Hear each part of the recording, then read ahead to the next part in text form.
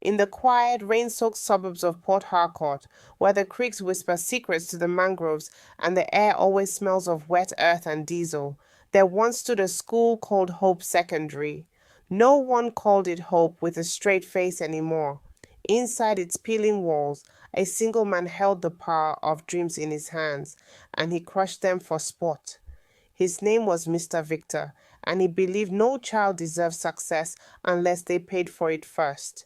But one rainy season, a boy with nothing but books and a stubborn heart decided that some debts come due in ways money can't cover. Port Harcourt in July was a city drowning in its own tears. Rain hammered the zinc roofs like angry drummers, turning streets into brown rivers and classrooms into steam baths. At Hope Secondary, students arrived soaked, uniforms clinging like second skins. Mr. Victor, the mathematics teacher and exam coordinator, stood at the front of SS3A like a king on a throne of chalk dust. Tall, broad-shouldered, with a voice that could crack concrete, he surveyed the room with cold eyes. "Open your books to page 147, he barked, "and remember, no one passes my exam without sorting me first." The class froze. Everyone knew what sorting meant. Cash slipped into his palm after school, or expensive gifts for his wife. Those who paid got A's. Those who didn't got F's and cane marks. David, a skinny boy in the back row, gripped his pencil tighter. His mother sold akara by the roadside to keep him in school. There was no money for sorting. David had never paid, and his grades were still the best in class. But Mr. Victor hated that most of all. David lived in Diobu with his mother, Grace, and his younger sister, Blessing. Their one-room apartment leaked when it rained, but David studied under the streetlight until the generator died. He dreamed of university, engineering, a life beyond the creeks. At school, he solved equations in his head faster than anyone. Mr. Victor noticed. He called David to the staff room one afternoon. "You think you're smart, eh?" Mr. Victor said, leaning back in his chair. "But smart boys who don't pay end up repeating SS3. David looked at the floor. "Sir, my mother." "Your mother should have thought of that before she had children she couldn't afford," Mr. Victor snapped. "Bring 20,000 naira by Friday, or your WAEC maths will be 0. David left the room shaking. That night, he cried silently so his mother wouldn't hear. But crying wouldn't pay the debt. Here is a visual of a typical Port Harcourt classroom scene with a strict teacher. David couldn't tell his mother. She would sell her last wrapper to pay. And then what? He started watching Mr. Victor closely. He noticed things. The teacher always left school with a black nylon bag, heavy with something. He saw Mr. Victor meet a man in a suit behind the school fence, exchanging envelopes. David began keeping notes in a small exercise book hidden in his bag. Dates, times, names he overheard. He didn't know what he would do with them yet, but knowledge felt like power. The rain grew heavier, and so did the fear in the school.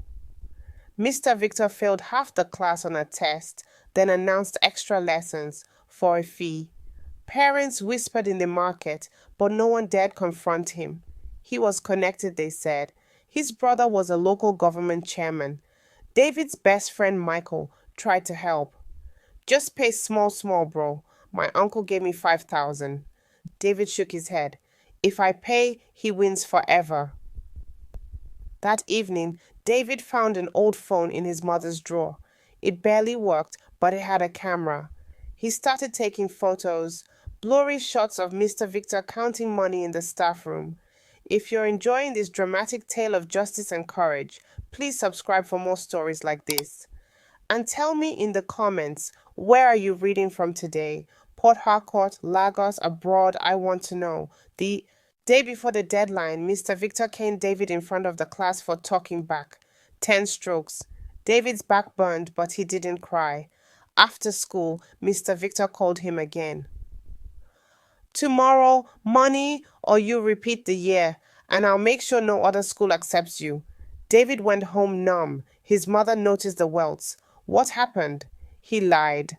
Fell down. That night he couldn't sleep. He stared at the ceiling, listening to the rain, and decided He would expose Mr. Victor, no matter the cost. David started talking to other students quietly.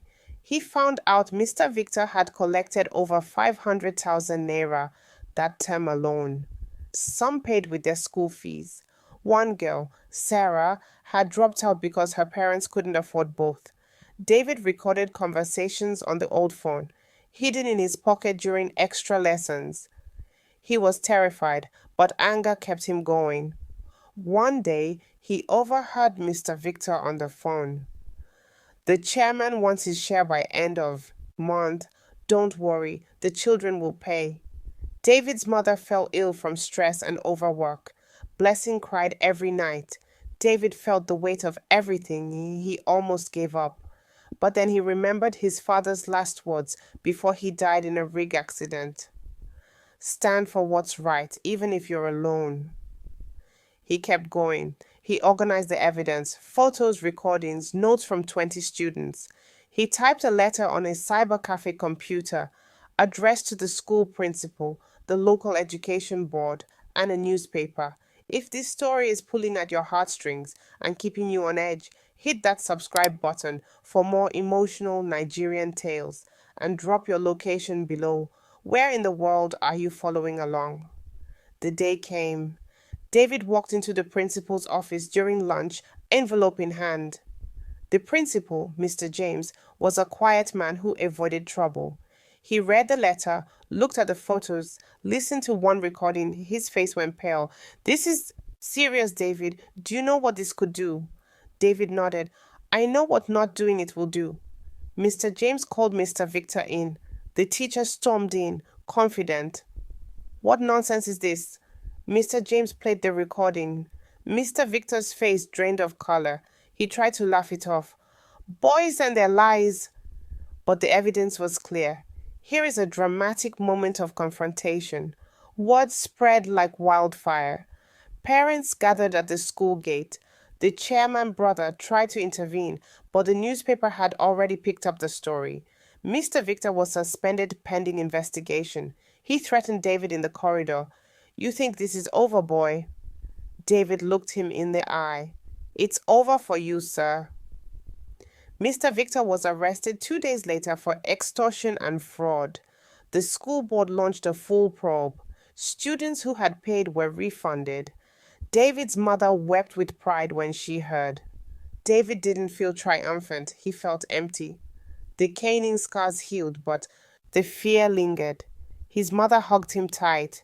You did what your father would have done. At school, students cheered him. Teachers who had looked away now apologized. But David knew the real victory was that no child would pay for grades again, at least not in Hope Secondary. If you're moved by David's courage and the way justice finally came, please subscribe so you don't miss the next one. Tell me, where are you watching/reading this from? Share your city. Mr. Victor sat in a holding cell, staring at the wall. He had ruled with fear for years. Now fear ruled him. He thought of the children he had broken, the futures he had sold. For the first time, he felt small. David visited the school one last time before the term ended. He looked at the blackboard where Mr. Victor once stood. He picked up chalk and wrote, "Knowledge is free. Don't let anyone tell you otherwise." The rains eased. Sunlight broke through. Hope Secondary felt different, lighter. New teachers came. David prepared for WAEC, his grades untouched. He scored distinctions. A scholarship came through. He never forgot the lesson. Wickedness may seem strong, but truth and courage are stronger. And so, in Port Harcourt, where the creeks still whisper, people tell the story of the wicked teacher who met his match, not in money or power, but in a boy's quiet resolve. Months after Mr. Victor's arrest, the air in Port Harcourt felt cleaner, as if the endless July rains had finally washed away some of the city's hidden rot. David walked the school corridors with a new kind of quiet confidence. No longer did students whisper about sorting fees, teachers marked scripts openly, and parents no longer sold land to buy exam success. Yet David couldn't shake the feeling that something lingered. Whispers reached him through Michael. Mr. Victor's brother, the local government chairman, had been making calls. He says the boy ruined the family name, Michael reported one afternoon as they sat under the mango tree behind the school. People are saying Victor might walk free soon. Connections, you know. David's stomach twisted. He had thought justice was final, court papers signed, headlines printed. But in Nigeria, justice sometimes had a price tag too. That evening, as rain began pattering again on their zinc roof, Grace noticed her son's distant stare. David, talk to me, she said softly, stirring egusi soup over the kerosene stove. He told her everything, the fear that Mr. Victor's powerful family might twist the case, maybe bribe witnesses or intimidate the judge. Grace's face hardened. We didn't come this far to bend now, she said. Your father taught us that truth stands even when money shouts. David nodded, but sleep evaded him. He stared at the ceiling cracks, listening to Blessing's soft breathing beside him, and wondered if courage had an expiration date. Here is a glimpse of a rainy evening in a modest port. Harcourt home, where families share hopes and fears. The next week brought a surprise visitor to Hope Secondary. A woman in a neat navy suit arrived during assembly. She introduced herself as Barrister Amaka Ayres, a lawyer from a Port Harcourt human rights NGO called Justice Watch. She had read about David's case in the newspaper and wanted to help. In the principal's office, she spoke directly to David. You started something bigger than one teacher, she said. There are other schools, other victors. If we can make your evidence ironclad, we can push for systemic change. No more exam malpractice protected by politicians. David hesitated. But sir's brother, Barrister Amaka smiled thinly. I know Chairman Okoro. He's loud but not untouchable. We've been building a file on him for years. Ghost workers, diverted contracts. Your case could be the thread that unravels everything. She gave David her card and asked him to gather any more proof he had. As she left, she added quietly, You're not alone anymore, young man. For the first time in months, David felt a spark of real hope. The court date arrived faster than anyone expected. The River State High Court in Port Harcourt was packed. Parents, journalists, students who had once paid Mr. Victor now sat as witnesses. David wore his best shirt, ironed by Grace until it shone. Mr. Victor sat in the dock, thinner, eyes hollow. He no longer looked like a king. When the prosecutor called David to the stand, the courtroom hushed. Tell us, in your own words, what happened, the lawyer said. David spoke clearly. He described the demands for money, the caning, the threats. He played the old phone recordings, Mr. Victor's voice crackling through the speakers. Bring the money or forget university. Gasps rippled through the room. Mr. Victor's lawyer tried to discredit him. This boy is vengeful. He failed to pay like others and now fabricates stories. But Barrister Amaka rose. She presented bank statements showing transfers from parents to Mr. Victor's account, labeled lesson fees, far exceeding any legitimate extra-class income. She called Sarah, the girl who dropped out, who tearfully recounted how her family borrowed money they couldn't repay. By the end of the day, the judge adjourned with a grave face. Outside, rain poured again. David and his mother stood under an umbrella as journalists shouted questions. Grace squeezed his hand. You spoke truth today. That's enough. Here is a powerful courtroom moment where truth confronts power. Chairman Okoro didn't take the testimony lightly. That night, two men in a black SUV parked outside David's house. They didn't knock, just stared, until Grace peeked through the curtain and quickly locked the door tighter. The next day at school, Michael rushed up. They went to my uncle's shop, asked questions about you, said if anyone testifies again, he trailed off. David's heart pounded. He wanted to run, hide, take back every word. But then Blessing came home from primary school, crying. A boy had told her, Your brother is making big men angry. Bad things will happen. That broke something in David. He marched to Barrister Amaka's office the next morning. I'm scared, he admitted, but I won't stop, not for them. She nodded. Then we protect you. I'll file for witness protection order, and we go after the chairman too. The case exploded nationally. TV stations ran specials. The boy who fought exam corruption. Celebrities tweeted support. Donations trickled in, small amounts from people who had once paid corrupt teachers themselves. One anonymous donor paid David's mother's medical bills. Chairman Okoro's office issued denials, but cracks appeared. A whistleblower from his council leaked documents showing kickbacks from Mr. Victor's collections. The EFCC got involved. In court for the final hearing, Mr. Victor changed his plea, guilty on all counts, extortion, fraud, abuse of office. The judge sentenced him to 7 years, no option of fine. Chairman Okoro was arrested the same week on separate charges. As the gavel fell, David felt tears stain his eyes, not from sadness, but release. The monster who had ruled his school was gone.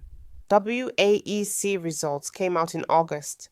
David scored A1 in mathematics, physics, further maths, distinctions across the board. A university in Lagos offered him a full scholarship in petroleum engineering. On his last day at Hope Secondary, the new principal called an assembly. Students cheered as David walked to the front. He spoke briefly. I didn't do this alone. My mother, my sister, my friends, strangers who believed, thank you. And remember, no one should pay for what belongs to you by right, your education. Grace stood at the back, tears streaming, Blessing clapping wildly beside her. Here is David receiving recognition, a young Nigerian achiever, shining bright. Years passed. David graduated, returned to Port Harcourt to work on clean energy projects for the creeks. He started a small NGO teaching underprivileged children free maths and science on weekends. No fees, no sorting. Mr. Victor served his time quietly, released eventually a changed man, or so people said. Some claimed he apologized in letters to former students. David never replied. He had moved on. The story of the wicked teacher who met his match became legend in Diobu and beyond. Mothers told it to daughters, fathers to sons. Stand up even when your knees shake. Truth has long legs. And in the quiet suburbs where creeks whisper to mangroves, hope wasn't just a school name anymore. It was alive. If this extended journey, from fear to justice, from pain to pride, moved you, please subscribe right now for more powerful Nigerian stories of courage, drama, and triumph. Now tell me in the comments, what did you love most about this story? David's quiet, bravery, the mother's strength, the way justice finally arrived, and where are you watching/reading from today? Port Harcourt like me, Lagos, Abuja, London, New York. I really want to hear from you. Thank you for staying with us till the end.